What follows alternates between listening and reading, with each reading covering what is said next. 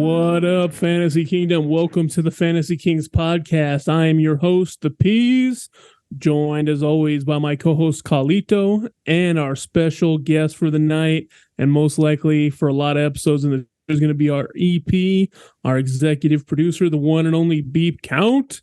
What's going on, fellas? How you doing tonight? What's going on, Peasy? How you doing? How you doing, BeepCount? You know, boys, it's good to see you, and it's good to be seen by you, actually.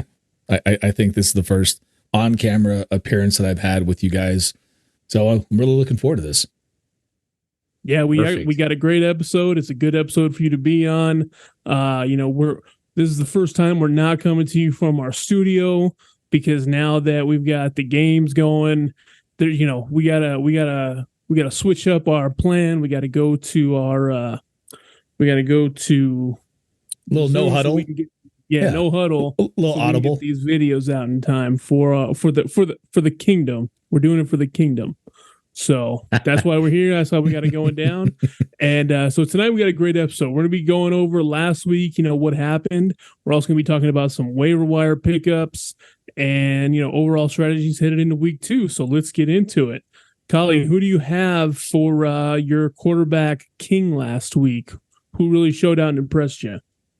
I'm going to start with Mac Jones. Kind of came out of nowhere. I think some people know that he has the tools and the skill set, and that some games he can just pop, but most of the games he's not consistent like that. I don't know if it's just a new offensive coordinator, new year, because it's not like his weapons really got significantly better, right? But he showed out. He balled out.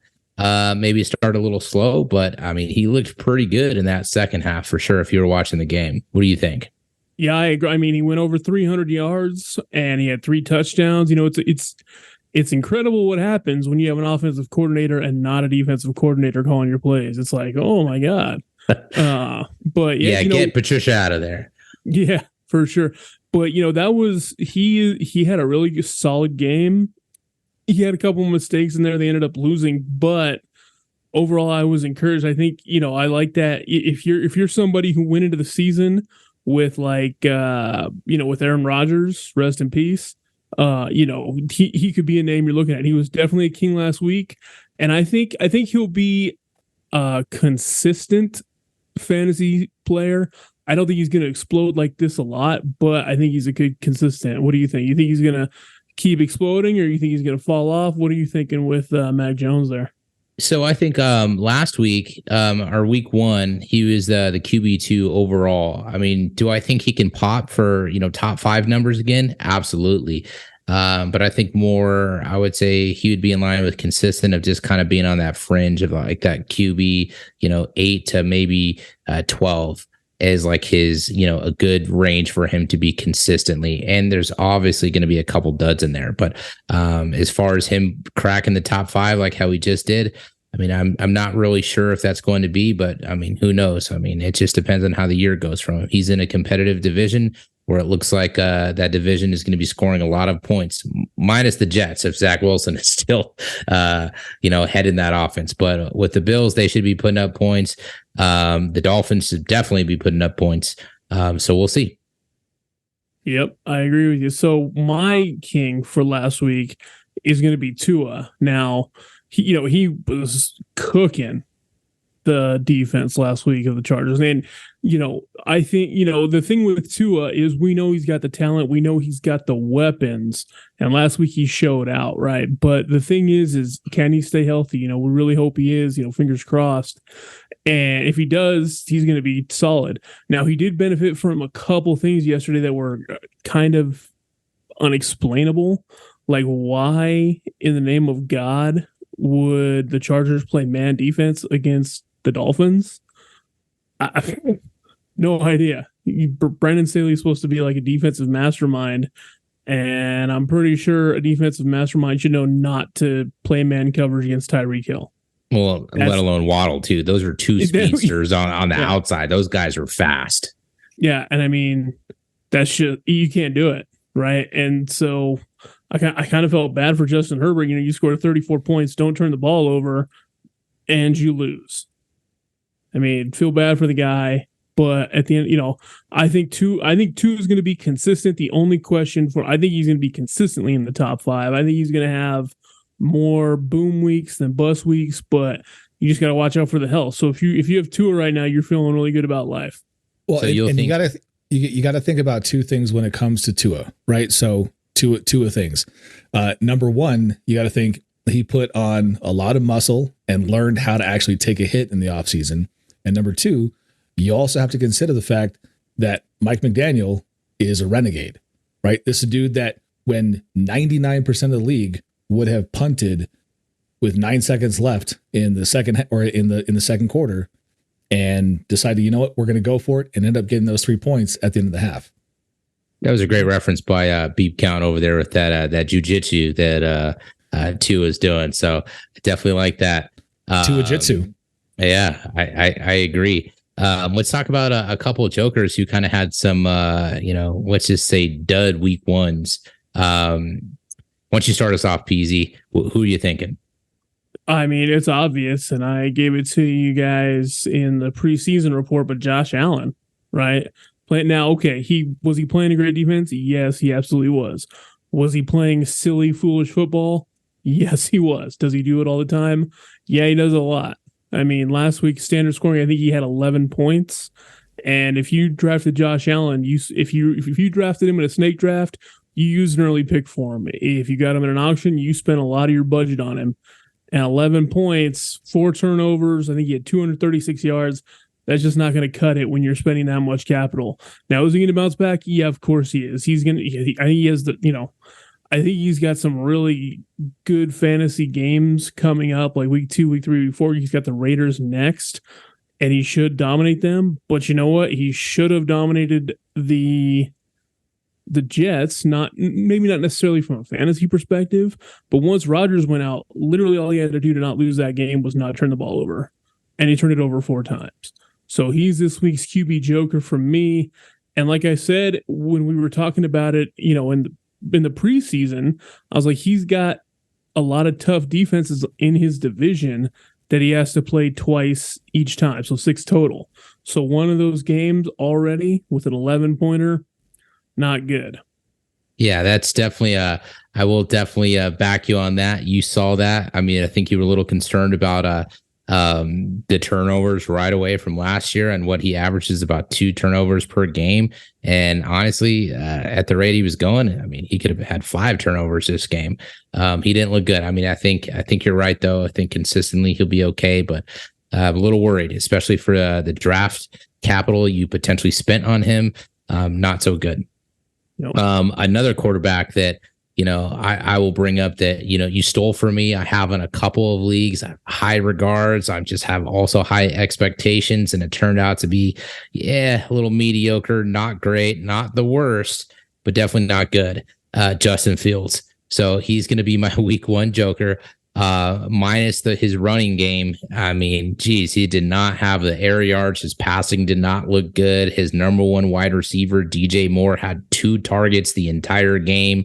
I don't know what the game plan was.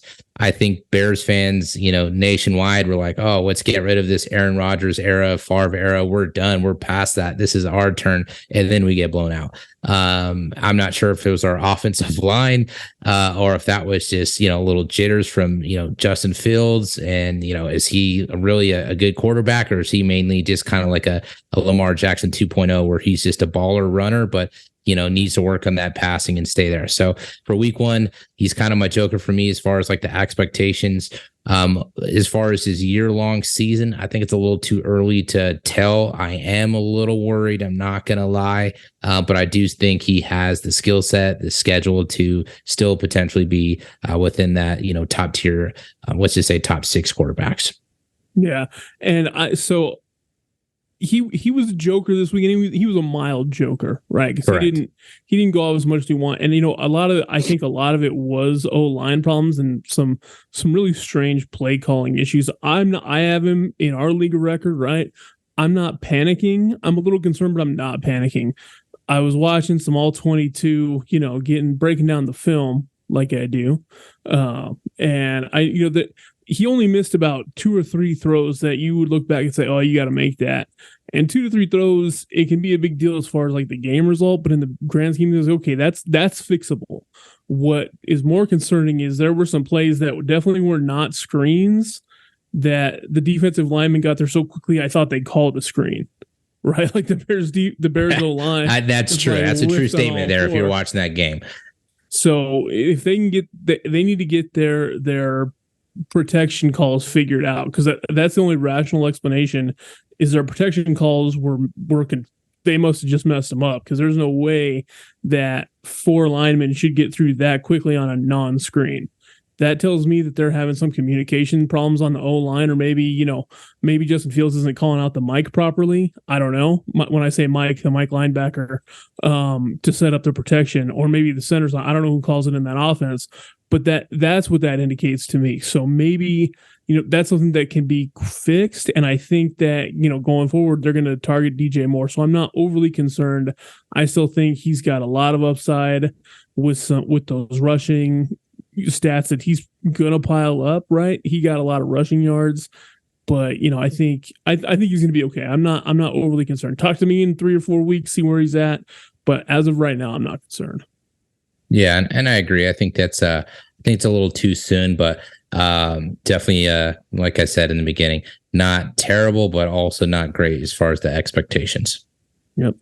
All right, let's move to running back. And the king of the week for me is going to be Aaron Jones. Now, he got banged up a little bit. Hopefully he's going to be all right. Hamstring injury at the end. I think if he said he could have gone back in and played if, the Packers weren't blowing out your Bears, blowing their backs out. But he did get hurt, so that's something to keep an eye on. But he would, 2 touchdowns, over 150 yards of total rushing and receiving.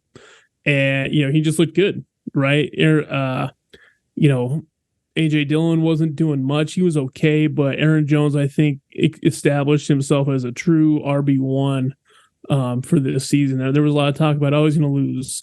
Rodgers is gone. Is he still going to be effective? No, he showed out. He showed out, got in the end zone twice with some great plays, and that's my king of the week from the running back position.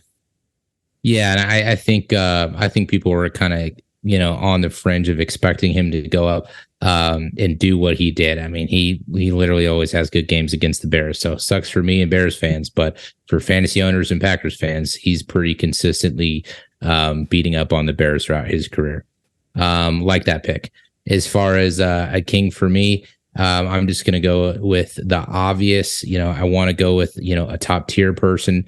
I'm going to say Austin Eckler. Most people spent the draft capital. They spent the money. If you were in a snake draft, he was, top 5 pick at the very latest.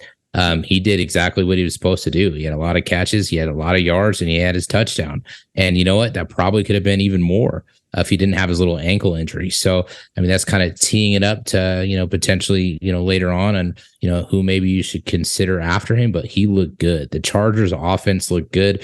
I was expecting, I think one of the games we were talking about, we were most excited. I mean, I think we knew that Chargers, Dolphins game was going to produce a lot of fantasy points, but I thought a few other games were going to be a little bit more lights out. But Austin Eckler looked good. So I'm going to say that he's definitely a king for the week. And I think as long as his ankle can hold up, I think he's going to be just fine and be a king for the rest of the year, league winner for sure. Yeah. If there was a fantasy football Hall of Fame for players, Austin Eckler's there, right? The first ballot Hall of Famer, if there's a fantasy Hall of Fame. Maybe we can get something like that going. I know there's one for like fantasy football writers, but let's get something going, right? Next to Canton, Ohio, they've got the Football Hall of Fame, Fantasy Football Hall of Fame. Throw Austin Eckler in there with a bust, a golden bust, I should say. Yeah, he definitely balled out. I'm a little worried about that ankle tweak because the Chargers have an early bye week. So with that early bye week, they might say, hey, you know what? We're going to let him get rested. So we don't risk it. If he has to miss any time, they would definitely err on the side of caution, especially since Josh Kelly looked so good behind him, right? Kelly went off too. So that's something to keep an eye on. Now he said he's gonna, he said he's feeling fine. He posted something on Twitter or X or whatever you want to call it. So we'll just keep an eye on that. But he balled out for my running back bust, and man, this one has me worried, right? DEFCON 1 worried. So Cam Akers got a bunch of touches and not a bunch of yards. Now his fantasy production looks okay because he got a cheap touchdown at the end of the game. So, in our league, he ended up with about 9.5 points. I think it was 9.8. So you're like, okay, well, that's not a terrible game. Well, if you take away that 6 for that touchdown, that's a terrible game, especially when you consider he got over 20 touches. And Kyron Williams was getting a lot of work, and he was getting a lot of yards too. It was frustrating as I was watching that game because it was like when Williams was in the game, their line was creating these massive holes. And then when Cam Akers was in the game, there were people in the backfield right away. I was like, do they just hate him? Like, are they not blocking for the what's going on? Like, it was frustrating. I'm sure it was to watch. I mean, I'm seriously watching the game, and there's a hole that I could run through when Kyron Williams was on the field, and then when there was when Cam Akers got a run, it was like 4 guys meeting him at the line of scrimmage or behind the line. I was like, man, what is going on here? So that has me a little worried as somebody who's got some stock in Cam Akers. He, like I said, he saved the day with a touchdown late, but man, we could be looking at a frustrating running back by committee out there in LA. Right. And I'll just comment on that for the Joker for the week. I think he might be a Joker for the year based on what I'm hearing and what I saw. So a little scary there.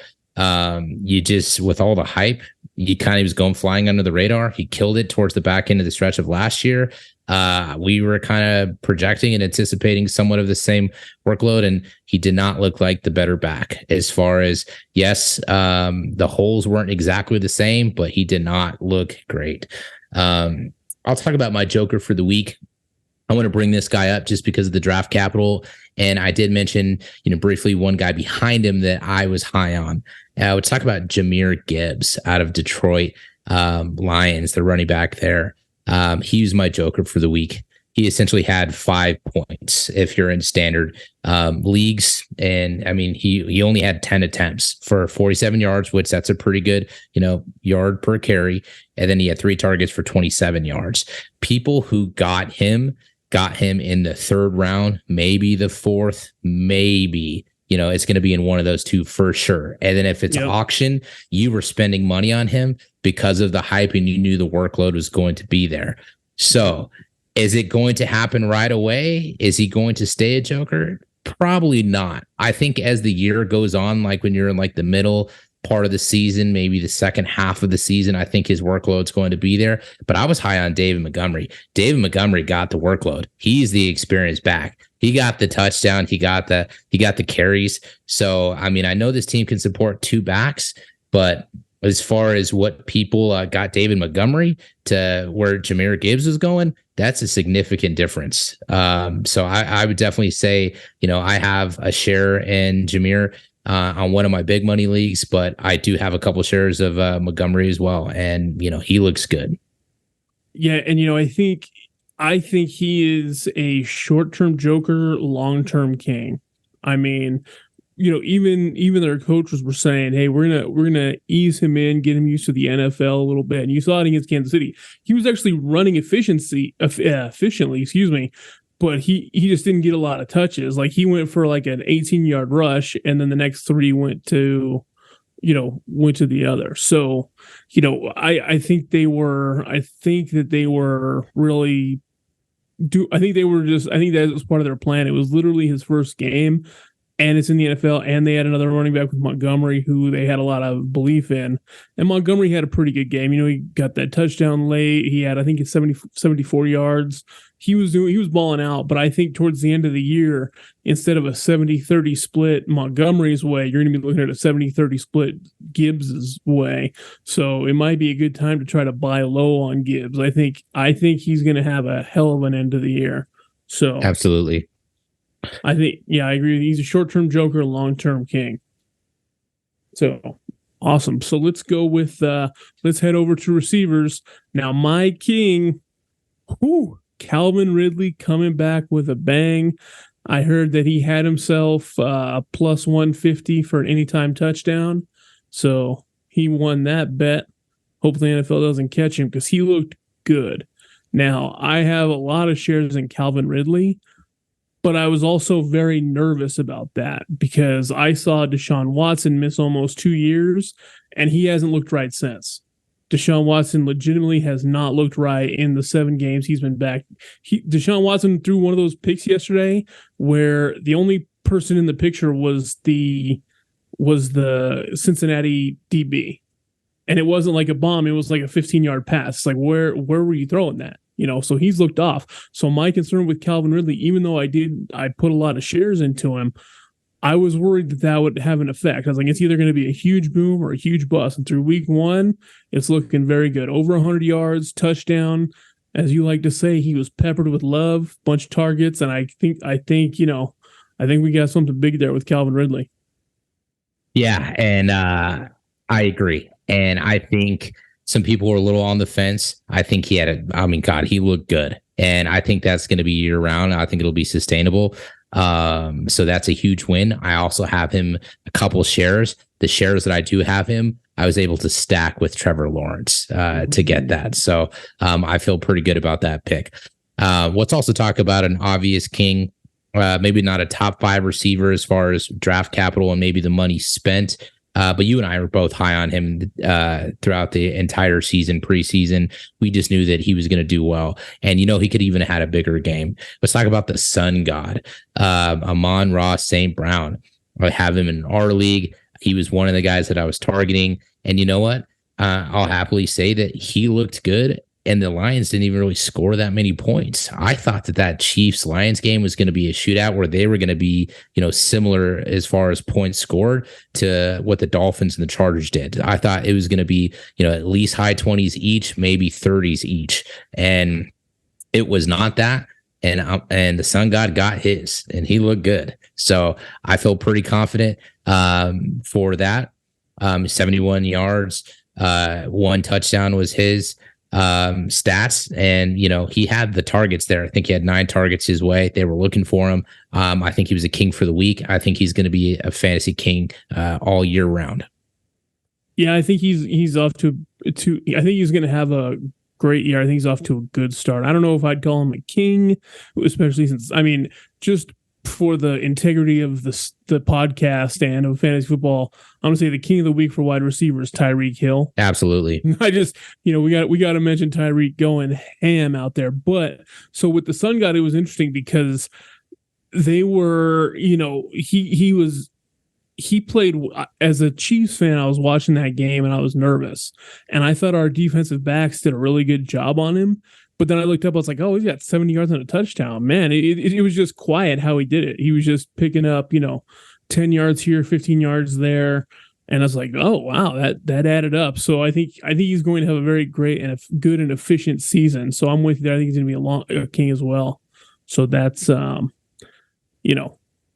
honorable mention to the cheetah, though. Beast mode. I was going to throw that in there, but I only have 1 share of him, and we didn't really pepper him with a lot of, let's just say, attention on our podcast this year. But we were both high on him. We didn't have any really concerns, and we knew his draft capital was above Amon-Ra St. Brown. Most people spent more money significantly in our draft. I think he went for about $20 more than what I paid for Amon-Ra St. Brown. So same thing with as far as snake drafts. That dude was consistently in like the top 6 picks. The sun god was really, sure. If you're doing snake, he was like at the end of the first round or at the turn. Yeah. So for sure. Yep. All right. So those were our kings with an honorable mention, a necessary mention of Tyreek Hill literally going ham. So now moving on to our jokers. My joker was Mr. T. Higgins with 8 receptions, no catches, 0.0. Mr. Blutarski. It was bad. 0. The whole Bengals offense struggled, right? I think, Burrow, 82 yards. I know he missed a lot of training camp. And I know, Myles Garrett and that Cleveland D line is solid.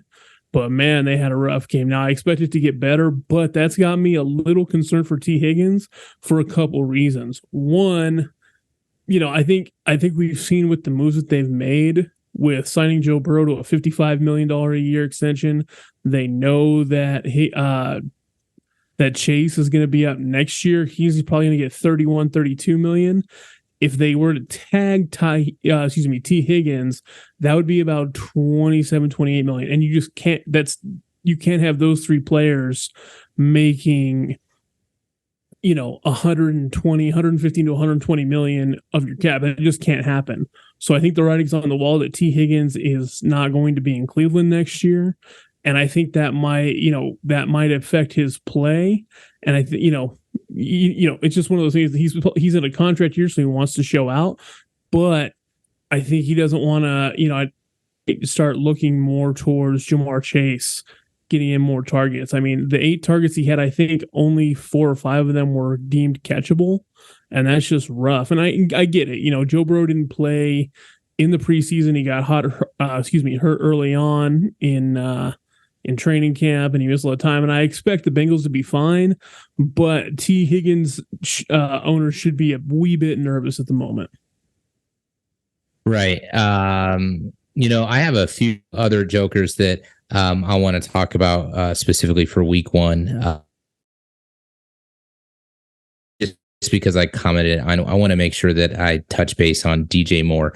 The hype that he had, especially with the one preseason game that he connected with Justin Fields for his first catch, went for a touchdown. And then this game, he literally gets 2 targets and not that many yards. And to be honest, if they don't correct that, which I think that they should, and I think that they will, but he's definitely a joker for me because I had him starting in 3 lineups in my flex position. In 2 of the leagues, I had him stacked with Justin Fields, hoping that all right, I'm going to get these double points, kind of similar to how I had Trevor Lawrence and Calvin Ridley, but he's definitely a joker for me. That's a little personal thing, but let's talk about another goose egg just briefly. Drake London. Oh my God. Some people spent some money on him and our league. Time. I think this is the guy who thought he was getting a steal, which no steal at all. And what's talked about draft capital as far as ADP, he was usually in the 4th to 5th round at the latest as well. He was kind of sitting there after. He was at the 3-4 turn in the snake drafts I saw. And yeah, you're right. And if I had Kyle Pitts or Drake London at anywhere around their ADP, it's a 5-alarm fire right now. Oh my God. And then the coach is like, yeah, let the fantasy players worry about stats. I'm worried about wins. It's like, well, what's a good way to get wins? Getting your top end first round draft picks targets. I understand you want to be a run first team, and I'm happy for you. Bijan Robinson's a beast. Algier played well. Algier was getting more rushing attempts. I understand that. But it's like, my guy, you spent the number 4 pick on Pitts. And I think they got Drake London. I think he was top 15. I don't remember where he was drafted. But he was definitely in the top 15 picks. And it's like, you don't have to worry about stats. You have to worry about wins. But a good way to win is getting the ball to your playmakers. So right. We'll see how long that goes. But yeah, that was a big thing for me. And another joker that we didn't talk about that is an obvious one, as pointed out from our boy BeepCount, is Joe Burrow with his 82 yards. Now, again, I'm giving him a little bit of a pass because he missed all of the preseason, and he has he did that last year and started off slow and then came on strong. But when Beep's right, Beep is right. So when you become the highest paid player in the league and you come out with less than 85 yards, I mean, and no come touchdowns, on. Yeah, no. Hey, fair is fair. Fair is fair. And they have 3 wide receivers, 2 of them which are basically on every fantasy team. One of them you can say is on the fringe, is on a good percentage of them with Tyler Boyd. Joe Mixon's there. So you're expecting him to be, top 10 at the worst. And he looked, definitely a rough game for them. But yeah, good call out on that. When Zach Wilson has more points in week 1 than you do, come on. Fair. That's completely fair. Alrighty. So what we're going to do now is we're going to get into some waiver wire trends that we've been seeing. We're talking about a couple from each position, and then we'll discuss and get back to you. So, Beep, you want to start us off with quarterbacks? Yeah, I'm going to give you guys, I think, some of the top 4 for each position in the waiver wire category here, and you guys, tell me who you're targeting to come onto your roster. So, number 1, we got Derek Carr. I've got Mac Jones, Jordan Love, or Matthew Stafford. So if I needed a quarterback right now, I'm actually going to go towards, out of those 4, I'm going to target, it's going to sound maybe a little crazy. I know Colin's not going to like it, but I'm going to look for Jordan Love right now. For that list, it's between Jordan Love and Matthew Stafford for me.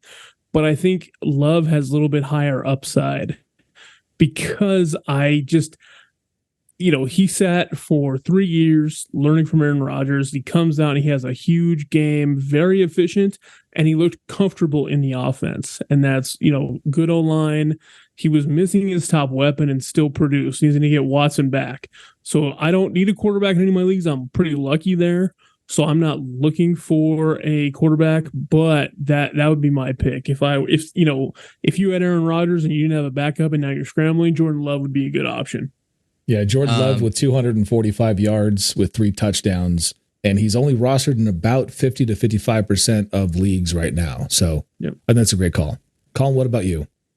And you know what? I will just say briefly, I don't hate that pick. I watched that game and he looked like the better quarterback by far. Whoa. So there must be something about Green Bay and just sitting quarterbacks for a couple years and then playing them. It doesn't seem like other people do that, but the fact that they've done that a couple of times, I mean, happened with Brett Favre, that happened with Aaron Rodgers under Brett Favre, and then you have Jordan Love under Aaron Rodgers. So the fact that he did what he did, I mean, he looked pretty good. So if Jordan Love turns into another Hall of Fame level quarterback, we're gonna have to put Collie Dogs on suicide watch.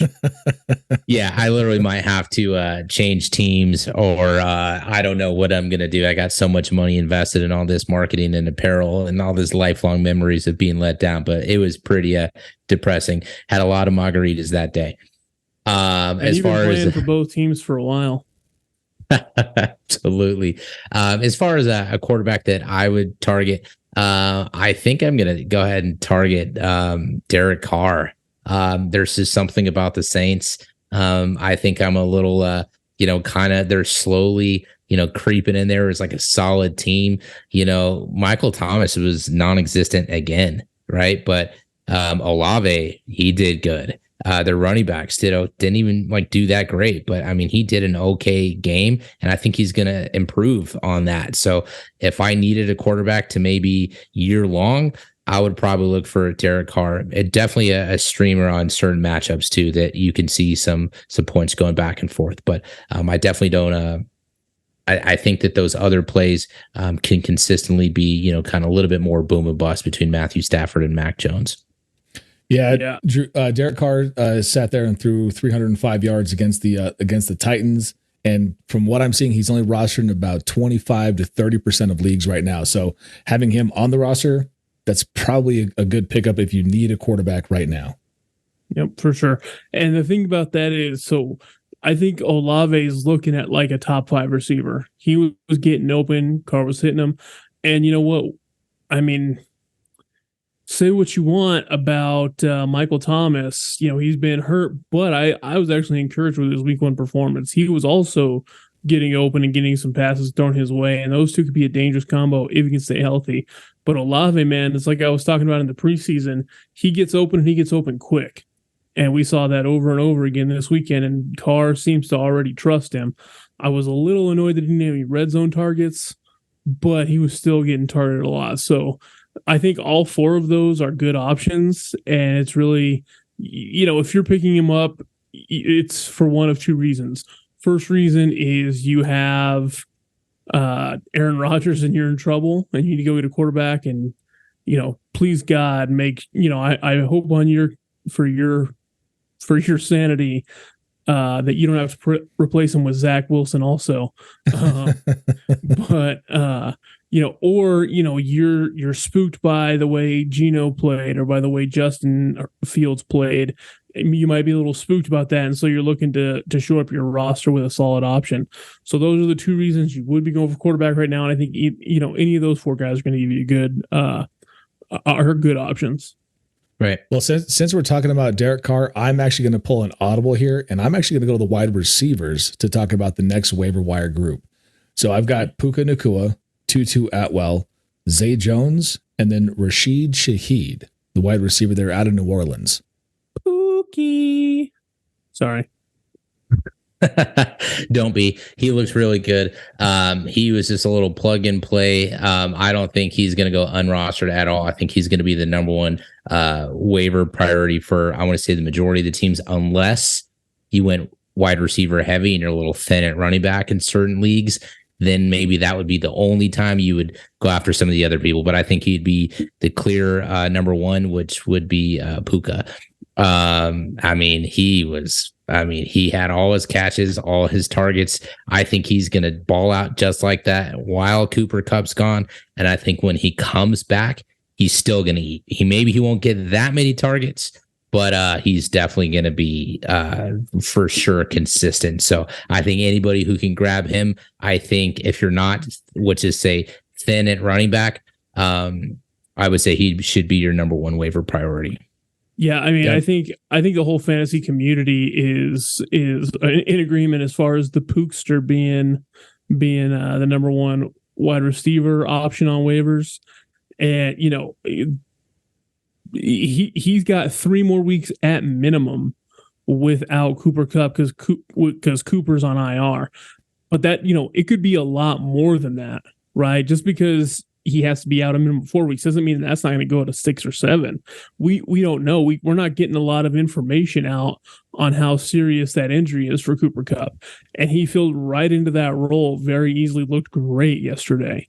So it's one of those things where we'll just have to I think people are about to spend ridiculous amounts for their if they have the free agent acquisition budget or whatever. I think he's obviously going to be the most picked up in leagues, but an under the radar candidate for me is Shaheed. He looked really good. Also, he got the touchdown. He had a touchdown, I should say. I was impressed with how he played. And I think that's one of the things where his offense, it's going to be dangerous out there. So Shaheed was very impressive as well. And, like you were saying, Collin, it's one of those things where if Cooper Kupp comes back, how much is the Pookster going to drop off? I don't think he's going to drop off significantly, but there will be a drop off. Cooper Kupp had that one insane year where he won the Triple Crown. The couple years before that, he was an above average player when it was him and Bobby Trees. When him and Robert Woods were together, they each produced well. So when Cooper Kupp comes back, I think it'll go back to kind of like how that was when Robert Woods was there with Cooper Kupp. Instead, it'll be Puka and Cooper Kupp type thing. Right. Does that make sense?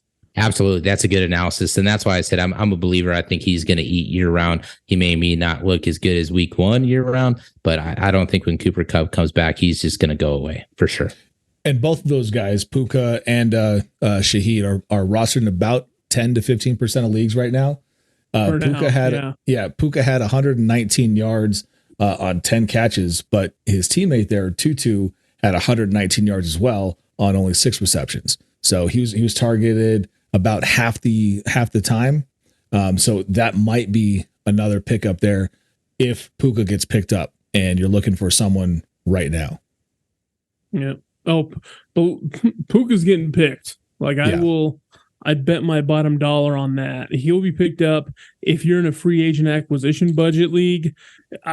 He's going to get an ungodly amount spent on him. I'm excited to see that on Wednesday morning to see what the bids were for him, because I think people are about to engage in some reckless spending, especially someone like if you have Garrett Wilson, you're probably going to, Garrett Wilson's value legit drop 2 rounds in ADP and probably 10% in auction, right? Like Easily.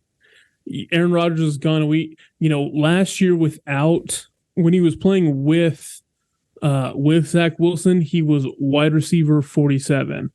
Without Wilson, he was wide receiver 8. Right. I mean, insane. So yeah. if you have Garrett Wilson, go get the Pookster, and I'm trying to make that nickname stick. We'll see how it works out. Maybe and we can have a Jim Everett moment. And I think for Tutu and Zay Jones, I think they're going to be pretty solid waiver additions too. If you're not in that, first or second or even third option, I'll just briefly touch base on a couple people that were not mentioned that I just want to briefly touch base on. If they're available, one name's probably, not available, but he looks really good is Jacoby Myers. He outperformed Devontae. I don't think that's going to be year round, but I do think he's going to be consistently, startable or flex worthy. Another person that's just, on your radar that you should be, keeping track of is Romeo Gibbs. He looked pretty good as well. And then I would also say with my boy, Kendrick Bourne, stay away from those summer snows. He goes all the way to New England, and he looked good. He balled out. Yeah. And I think Juju may not be the guy. Juju is the guy that was drafted, and Kendrick Bourne looked faster. It looked a little better. But, I like where you're going. Good call out, BeepCount.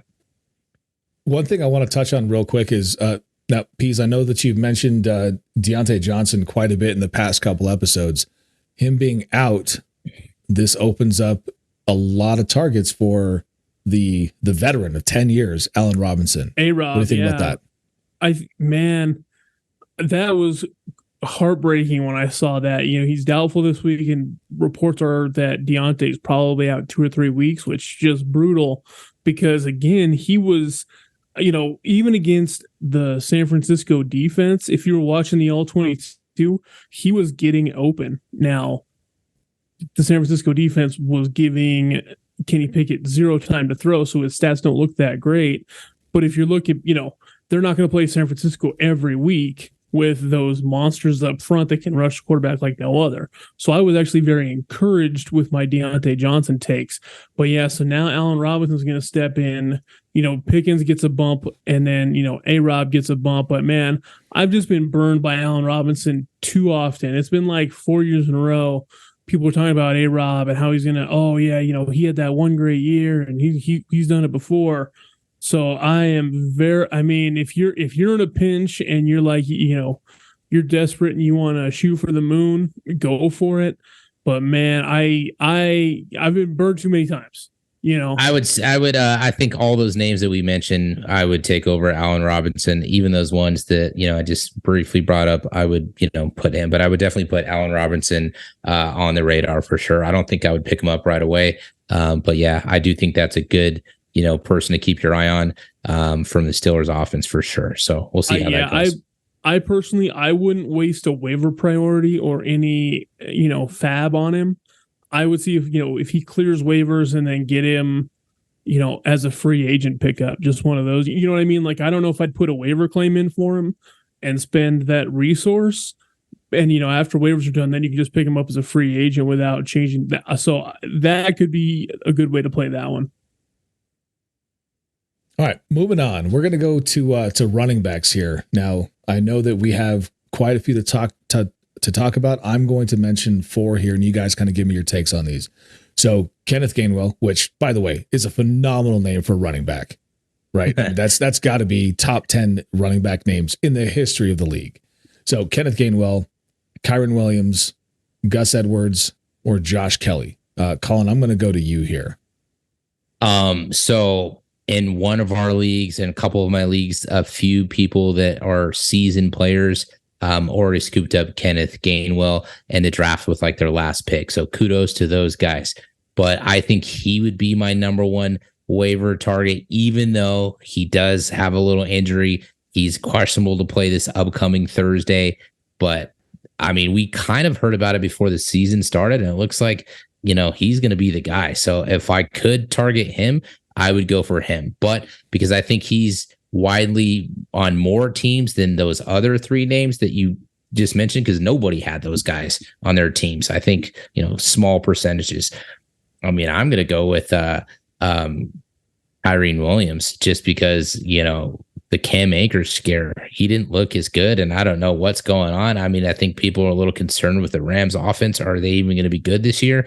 I mean, they just put a beat down on Seattle, and they were dogs, and they had the gas on there. He looked good. So if I can say my number one or number two, I would go with Kenneth, if available. If not, I would go with Kyren. Well, Kenneth, I mean, he had 54 rushing yards, 4 receptions, and 20 yards receiving. And right now, he's only rostered about 55 to 60% of leagues. So that could be that pickup, especially if you have, Austin Eckler, right? Unsure about that leg injury. That might be the one to pick up.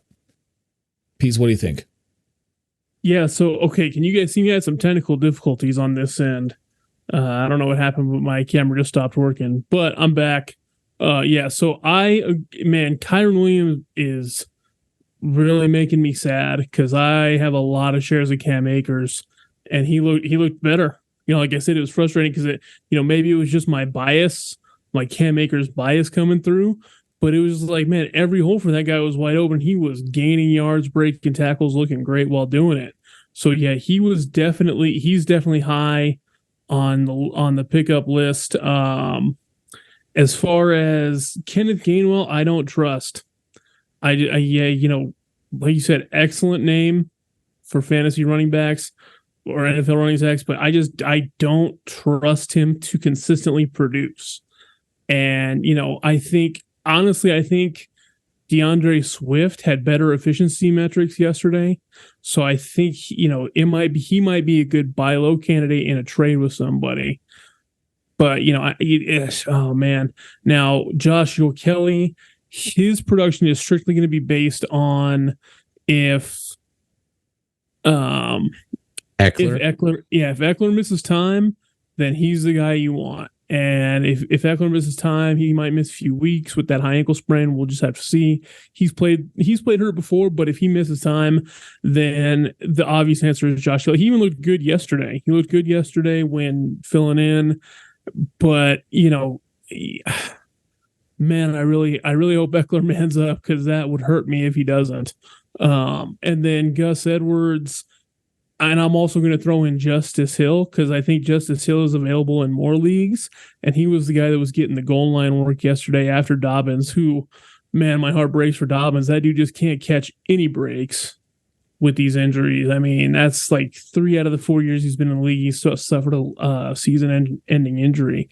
So yeah, he might disappear eventually because he just can't stay up. And you're right. I think Justice Hill might be on 1% of rosters. Fun fact: I have Justice Hill on my dynasty team because it's a 20-man roster. There's 12 of us, so that's a lot of people, and you have like nobody on the waiver. And I had J.K. Dobbins in my starting. I only had Hill because I had him last year, and I picked him up because Dobbins was hurt, and I didn't have Gus.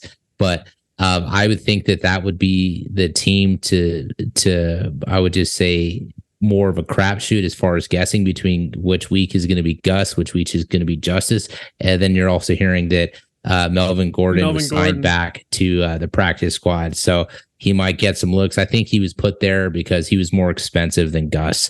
And is clearly Justice too, but Justice is still young. He had a good college career and they had a lot of hype. So I would say that guy would be, that Baltimore Ravens would be a little bit harder to project and to guess. Yep. So I think if I had to rank them, I'd go Kyren Williams, then I'd go Justice Hill, then Justice Hill / Gus Edwards, then I'd go with Gainwell, and then who am I missing? Joshua Kelly. Josh Kelly, yeah, Joshua Kelly, because that's the way I'd rank them, and honestly, I might even switch out. Depending on what happens with Eckler, I might switch those last two. You just got to watch and see. But if you have lost an Eckler, you should be putting a waiver claim in for Joshua Kelly right now. And if it's your free agent budget, you should be spending recklessly for him. I'm talking 30% at least, because if you have Eckler, you spent a lot of draft capital for him, and you got to protect that investment. And Josh Kelly is the best way to do that. For sure. And most people who, in auction, if they have Eckler, they spend like 30% of their budget entirely on him. So totally agree with that statement. Yep. We're heading to tight ends here. We're gonna look at 4 here again. We're gonna look at Jake Ferguson from the Cowboys, Hayden Hurst from the Panthers. We got Luke Musgrave and Hunter Henry. Yeah, so I think, and we talked about this a lot, there's a lot of teams out there that are going to be, cycling through tight ends every week if you don't have Travis Kelce or Mark Andrews, who ironically both put up goose eggs this week. Now, that's because they didn't play. But, if you don't have one of those two guys, you're going to be sort of cycling through tight ends. And the one I think that might be able to consistently produce from that list is going to be Hayden Hurst. He's a veteran. He's on the Panthers. And, it's one of those things where I think he's going to become a bit of a security blanket for Bryce Young, for sure. Yeah, I think he built a lot of trust with Bryce Young. I think he played well. Now his stats didn't jump off the page, but what tight end had stats jump off the page this past week? I really can't name anybody, right? Nobody from the tight end position really went off. So, I think Hayden Hurst could be a good option to look into from that list. Yeah, and I agree. And I think we've always been consistent. Tight end is really just the hardest position, unless you have literally Travis Kelce, maybe a couple other guys. I will just throw some shade on Darren Waller because I was super high on him as planting my flag. And man, 3 points. If you're in standard, and you got a little bit more if you were in a half point PPR or PPR. But I was thinking that the Giants were going to look better than what they did. And Darren Waller, maybe I was wrong. So I'm going to be looking to pick up one of these guys. The dude that I'm going to target is going to be Hunter Henry. My boy, Adam Rank, analyst on NFL.com, literally before the Thursday night game, with Travis Kelce, he made 2 recommendations, and I was thinking about them, and I ended up going with one of them. But it turns out he was right. One, he said if Sam Porta was on your league, or Laporta was available, go grab him. If not, because he was drafted more, then go get the veteran Hunter Henry. And he was literally spot on for both. And so for me, if I'm struggling for tight end with those names, I'm going to target Hunter Henry. I think he's been on that team for a while, so I think that he earns the trust from Bill Belichick. He can also pass block, and they run a lot of 2 tight end sets. So I'm going to go with Hunter Henry for my pick. Boy, I tell you what, Colin, you're one of the funniest dudes I know, and it's not even intentional. Hey, I'll be here all week. So yeah, tip your waitress. So Colin just name dropped Adam Rank like he was boys when I was literally on the Patrick Pucci podcast with him 2 weeks ago, and we're playing in a league together. But hey, he's your boy. I got it. We get it. Fellow Bears fan brethren over here. So yeah. I've got one as a flyer. Okay. And obviously here's a little backstory, right? So I haven't actually watched football in 7 years, something like that. But I like a lot of research. I like a lot of numbers. Now with the Dolphins, who had the most targets this past weekend for the Dolphins? That's got to be Tyreek Hill. Tyreek Hill with 15. Who was number 2? I feel like it was their tight end. Yeah, Durham Smythe. So he is rostered in exactly 0.0% of leagues. How many yards did he end up with? He had 3 receptions, 44 yards, and averaging anywhere between 7 and 8 points, depending on your league settings, right? But I think if teams are going to hone in on Tyreek Hill, Jalen Waddle, who is going to be a phenomenal outlet for Tua, it's going to be their tight end, Durham Smith. Yep. So that might be one to kind of put in the back pocket, just stash away, just see how it progresses here the next couple of weeks. I know PC's not a fan of this, but if you're stacked at certain positions and you look okay there, maybe this might be the year just to carry 2 tight ends and go off of playing those matchups. I do like what you're saying as far as target share, beep count. Good call out. Yeah, I generally don't like that strategy, but it depends on your roster size and what your needs are. If you've got a 16-man roster, then go for it. If you got 14, that's a lot of that's agreed. Yeah, it tough, really just depends on how many roster spots you have. So I mean, yeah, and you know what? I do like the Sam Laporta that you mentioned earlier, because again, I was watching the Chiefs Lions all 22, and he looked good. Now, and I picked him up the day before the game. He was there. Yeah, he's another guy that I was watching. I was like, wow, the Chiefs are actually playing him well. I look up and he's like, man, this dude is actually getting. He's being efficient, right? He's getting good targets and getting good yards, even though I thought the Chiefs played him well. So, that's it.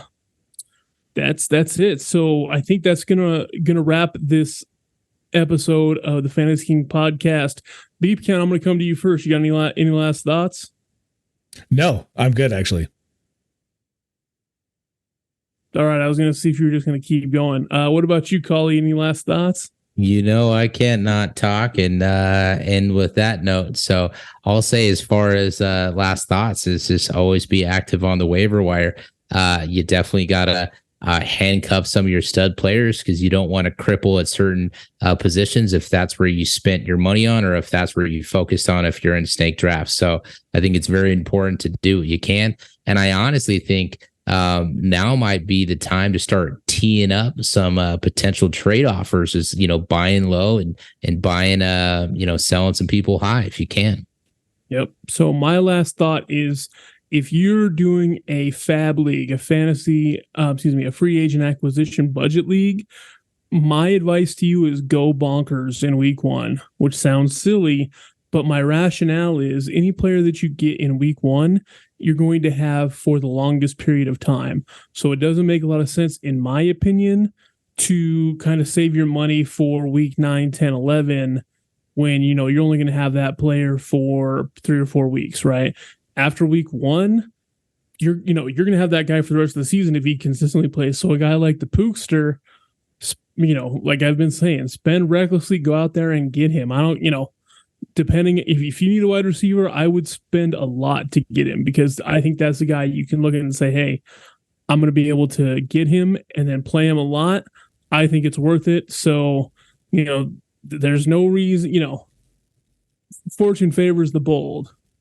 So that's what I'd go with. So don't be cheap and spend money on guys you want right away, is what you're saying. Yep. Baby Billy Biber blockers.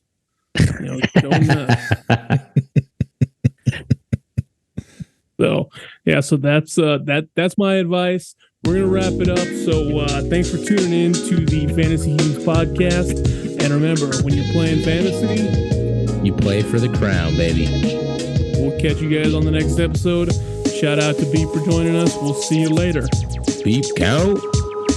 Thanks for listening to this episode of Fantasy Football Kings. You can always reach out to us on Twitter at FFB_Kings, or like and subscribe to our YouTube channel. We're available wherever you get podcasts. So don't forget to download, subscribe, review, and rate 5 stars.